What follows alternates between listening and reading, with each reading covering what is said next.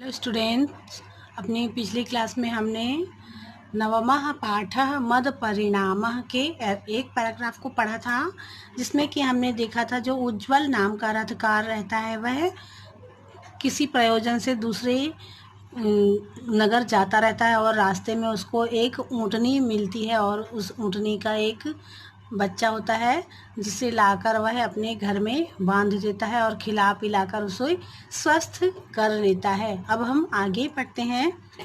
ततः सः नित्यमेव दुग्धं गृहीत्वा कुटुंबकं परिपालयति। इस तरह वह रोज उस ऊँटनी के दूध को बेचकर अपने परिवार को पालने लगा। अथ रथकारेण वल्लभत्वात् दारसेरक ग्रीवायाम महती घंटा प्रतिबद्धा। और वह जो रथ बनाने वाला था उज्ज्वल, वह प्रेम पूर्वक है ना उस ऊँट के बच्चे के गले में एक घंटा बांध देता है। उसको उससे बहुत पसंद अच्छा लगता है वह उसका ऊँट का बच्चा, तो उसको प्रेम पूर्वक एक उसके गले में घंटा बांध देता है। पश्चात रथकारो व्यचिंतयत, और धीरे धीरे समय बीतता जाता है और इस थोड़े समय बाद वह रथ बनाने वाला सोचता है कि अहो किमन्य दुष्कृत कर्म भी, अगर क्या अर्थ है अगर मैं और किसी काम को करूं, अगर मेरा काम ऐसे ही ऊँट के दूध को बेचकर ही चल जा रहा है तो मैं क्यों दूसरे काम को करूं। यावन ममय तस्मात् देवोष्ट्र परिपाल नादस्य कुटुंबस्य भव्यम संजातम। अगर मैं इन ऊँटों को ही पाल कर मैं अपना परिवार जो अच्छे से पाल सकता हूँ, अच्छे मैं संपन्न हो गया हूँ, तो फिर मैं दूसरा काम क्यों करूँ। तत्किम अन्येन व्यापारेण, तो फिर मैं अन्य व्यापार करके मुझको मैं क्यों करूँ जब मैं ऐसे ही मेरा काम अच्छे से चल जा रहा है। एवं विचिन्त्य गृहमागत्य प्रियामाह, और इस तरह सोचकर वह घर आकर अपनी पत्नी से बोलता है, भद्रे समीचीनो अयम व्यापारः, कि मैं क्या व्यापार करूं यह मैं सोच रहा हूं, क्यों ना तुम्हारी सम्मति अगर हो तब सम्मतिश्चेत कुतो अपि धनिकात् किंचिद द्रव्यमादाय मया गुर्जर देशे गंतव्यम कलभ ग्रहणाय। अगर तुम्हारी सम्मति हो तो मैं दूसरे जाकर गुर्जर देश जाकर किसी धनिक से धन लेकर गुर्जर देश जाकर और ऊँटनी ले आता हूँ मैं। तावत्यतो यत्नेन रक्षणीयो, और तब तक अगर मैं जाकर आता हूँ तब तक तुम इन दोनों की रक्षा करना, इन दोनों की देखभाल करना। यावद हम परामुष्ट्री नीत्वा समागच्छामि, और फिर वह दूसरे गुर्जर प्रदेश जाकर वहाँ से ऊँट लेकर वापस आ जाता है।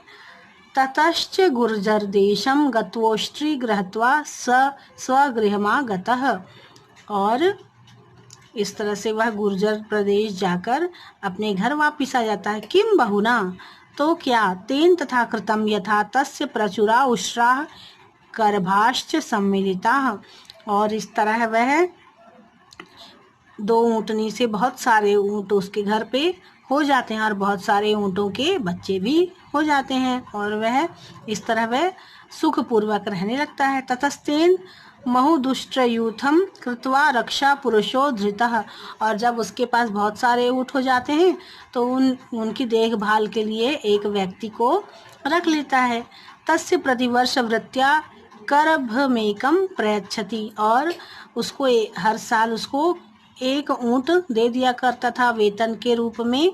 प्रतिवर्षम अन्यच्चारहर्निशम दुग्धपानम तस्य निरूपितम, और एक ऊँट देता था उसको वेतन स्वरूप, और साल भर वह उसी के घर पे रहकर उन ऊँटों की देखभाल करता और दिन रात ऊँटों के दूध को पीता था। इस तरह वह रहता था। एवं रथकारो अपि नित्यमेवोष्ट्री करभ व्यापारम कुर्वन् सुखेन तिष्ठति। इस तरह वह जो रथकार था वह ऊँटों के व्यापार में करते हुए सुखपूर्वक रहने लगा। अथ ते दासेर का अधिष्ठानो नोपवहना हारार्थम गच्छन्ति, और उसके जो ऊँटों के जो बच्चे थे बहुत सारे, वो वन में जाकर अपना भोजन करने जाते थे। और कोमल वल्ली अर्थेच्छया भक्ष्यत्वा महती सरसी पानीयम पीत्वा सायं तन समये मंदम मंदम लीलया गृहम आगच्छन्ति। और वन में जाकर वे कोमल कोमल पत्तियों को खाते थे और नदी का मीठा पानी पीकर शाम के समय धीरे धीरे घर आ जाया करते थे। स च पूर्वदासेरको मदातिरेकात पृष्ठे आगत्य मिलती। और जो पहले वाला ऊँट का जो बच्चा था जिसके गले में घंटी बजी थी, वह घमंड पूर्वक धीरे धीरे अपनी घंटी को बजाते हुए आराम से बाद में आकर मिलता था। बाकी सारे ऊँट के बच्चे तो पहले आ जाते थे, पर वह घमंड पूर्वक बाद में आकर मिलता था और अपने आप को बड़ा होशियार समझता था, है ना।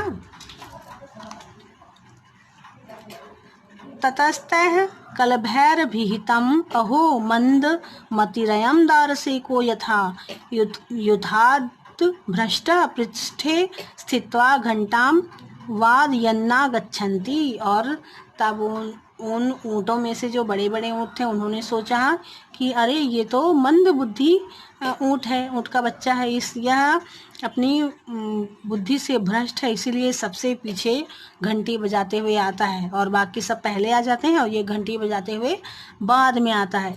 यदि कस्यापि दुष्ट सत्वस्य मुखे पातिष्यति तन्नूनम मृत्युम वाप्स्यसि। अगर यह किसी दुष्ट की नज़रों में पड़ गया तब ये तो मृत्यु को प्राप्त होगा। ऐसा वो लोग सोचते हैं, जो समझदार रहते हैं वो लोग सोचते हैं कि ये पीछे पीछे आता है घंटी बजाते हुए, और मान लो किसी ने इसको देख लिया, किसी दुष्ट ने, जंगली जानवर ने, तो ये मृत्यु को प्राप्त होगा। अथ तस्य तद्धनम गाहमानस्य कंश्चित सिंहो घंटारवमकार्मण्य समायतः। और ऐसा ही हुआ कि एक दिन जब वो जंगल से लौट रहे थे तो कोई सिंह जो था उसके घंटे की आवाज़ को सुन रहा था। आज के लिए इतना ही।